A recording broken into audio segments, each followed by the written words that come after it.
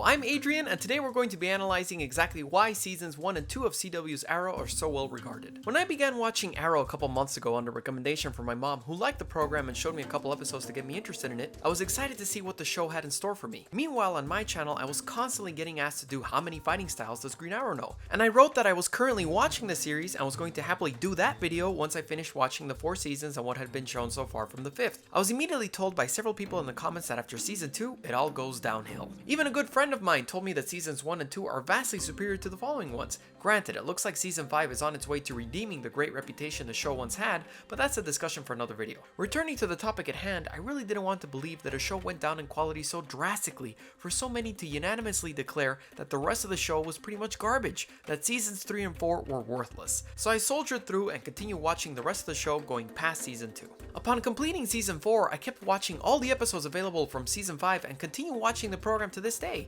Upon reflection, I realized that although seasons 3 and 4 weren't as atrocious as people would have me believe, I do have to agree that they weren't as strong as the first 2 seasons of the show. Even Stephen Amell remarked on a Facebook livestream that he thinks the first 2 seasons have been lionized, or in other words, they have been given a lot of attention to. But I think that it wasn't just nostalgia.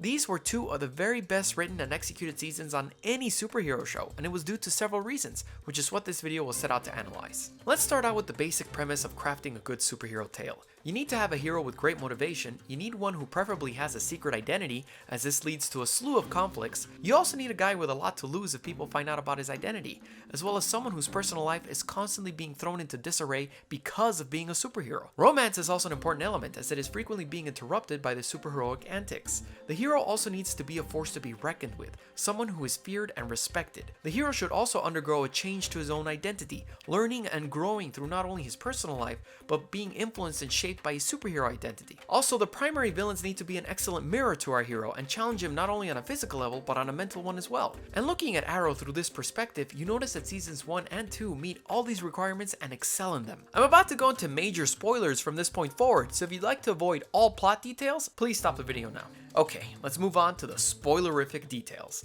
First of all, you need a hero that has great motivation, and Green Arrow has that in spades. Before the latter seasons dealt with a whole bunch of needless flashbacks of his trips to and fro the island, this season focused exclusively on the key elements that shaped him on that island. His father's suicide, his first exposure to the mythic Green Hood with Yao Fei, his intimate relationship with Shadow, who not only further trained him, but captured his heart and showed him just how high the stakes were when she was murdered right in front of him after he chose Sarah. The flashbacks were also developing the initial friendship and eventual animosity between him and Slade Wilson, someone who would become an excellent villain in season 2.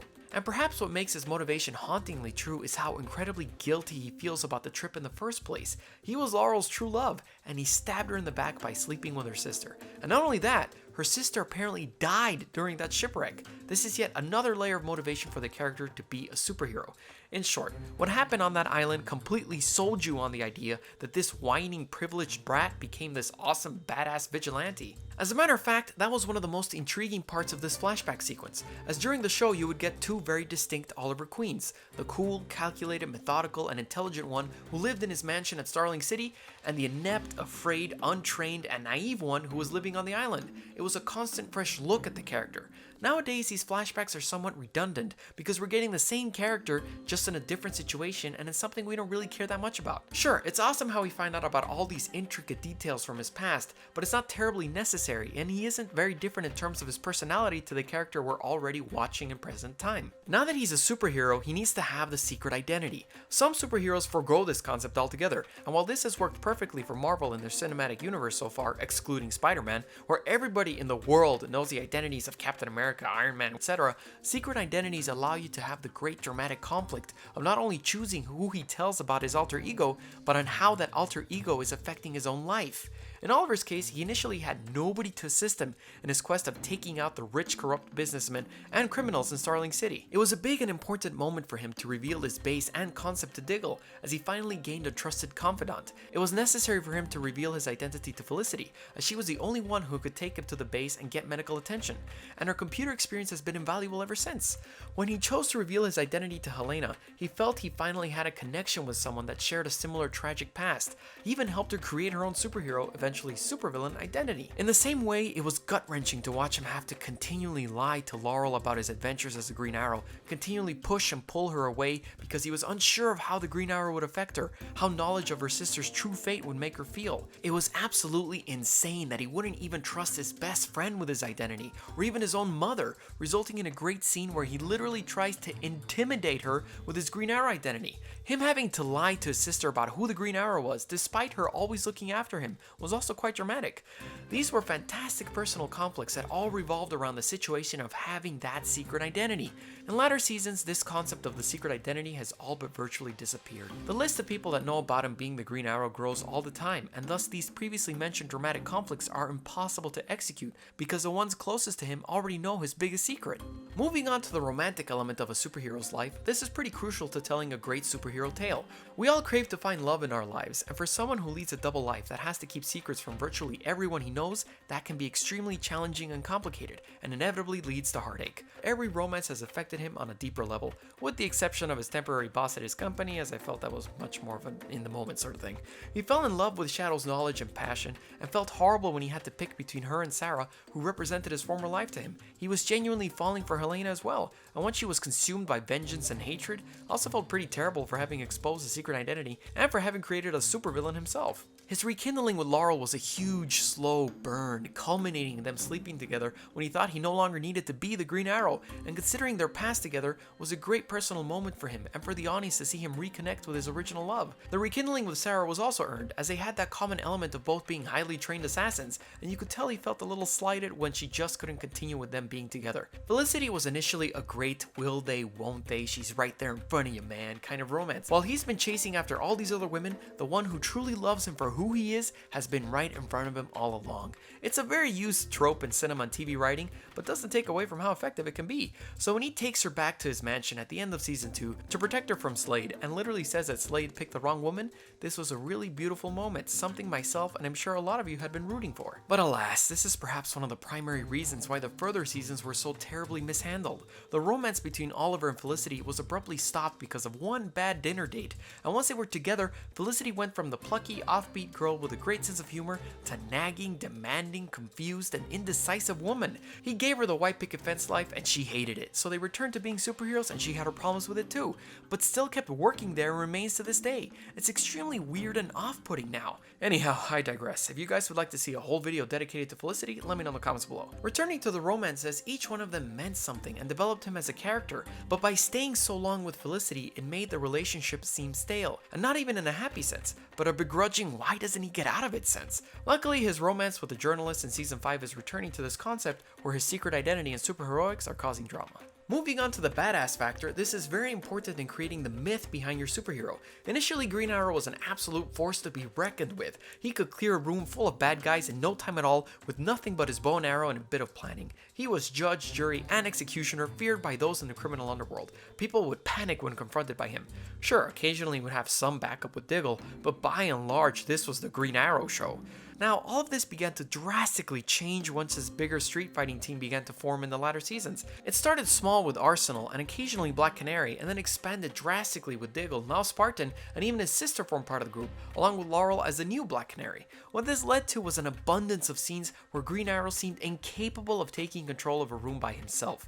He needed his team and couldn't do anything on his own anymore. However, despite the sometimes overwhelming amount of participants in a fight sequence, or the ridiculous Green Arrow nerfing, I'm looking at you, Anarchy, I mostly enjoyed the fight scenes from season 4 from a technical standpoint, since they were being directed by the man who choreographed the fights. This led to a series of well shot and well edited sequences where you could clearly see what was going on. If you'd like a more in-depth analysis on the fight scenes from Arrow, make sure to check out my video How Many Fighting Styles Does Green Arrow Know? Returning to the analysis at hand, I was a bit disappointed that these elaborate fight sequences more often than not featured more time spent on Arrow's team rather than Arrow, such as Black Canary's hallway fight sequence or Speedy's room-to-room fight. I like seeing the team, but when they're getting so many extended fight sequences instead of the show's namesake, something's off. In short, making Arrow so dependent on this team and nerfing his abilities to the point where he can get beaten up or overwhelmed is ridiculous, something that almost never happened in seasons 1 and 2.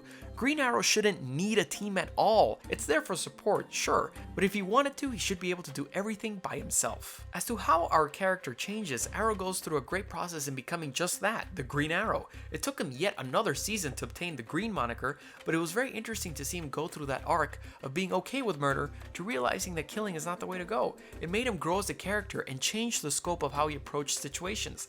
Not only that, but he grew through his personal friendships and relationships in his life as Oliver Queen. You can tell that Oliver Queen from season 1 is a very different person from where he ends up at the end of season 2, where he locks Deathstroke away on the island. Which brings us to the villains. Seasons 1 and 2 had absolutely phenomenal landmark villains to bring to the table to Arrow with Malcolm Merlyn and Deathstroke. With Merlyn, we not only had a Venom-like villain, or in other words, someone who has all the same skills but is actually even stronger than him. Merlyn was cunning, manipulative, intelligent, and diabolically efficient with his planning, always a step ahead of Oliver, and had an insanely ambitious plan of leveling the entire city to cleanse it. His conversations with Oliver were intense, and the initial mystery behind this black-hooded figure was great. In the case of Deathstroke, this is a character who also fulfills the qualities of being a well-written villain.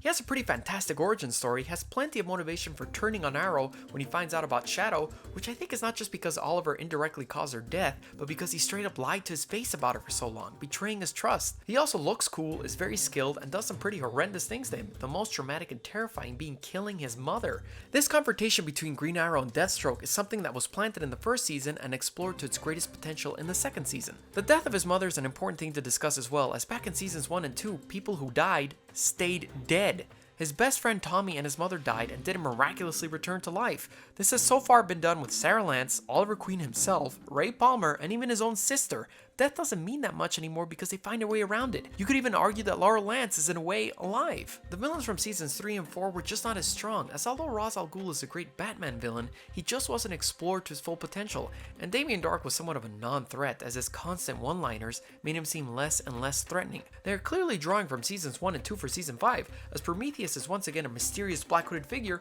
who apparently has all of Oliver's skills and outsmarts him at every step of the way, just like Merlyn did initially. Season 5, although a very different show from what it used to be, is actually taking several cues from the first 2 seasons to elevate it above 3 and 4, at least from a storytelling perspective. It also goes without saying that a lot of credit goes to the writers of the program for crafting such a well-executed tale, and the actors for giving pretty terrific performances, with Stephen Amell really growing into the character and being one of the primary reasons the show continues to be so fun and entertaining to watch. I'm looking forward to where season 5 takes us, but as I've highlighted in the video, it's going to be a tough 2 seasons to match. What do you think of CW's Arrow? Do you enjoy seasons 3 and 4? What do you think of season 5? Does it compare to 1 and 2? Let me know in the comments below, and be sure to subscribe, and you can follow me on my Twitter, Instagram, and brand new Facebook fan page, Godzillarex, to be notified when another new episode premieres. It would also be great if you could join my Patreon to get access to cool behind the scenes stuff and a bunch of other rewards. See you next time.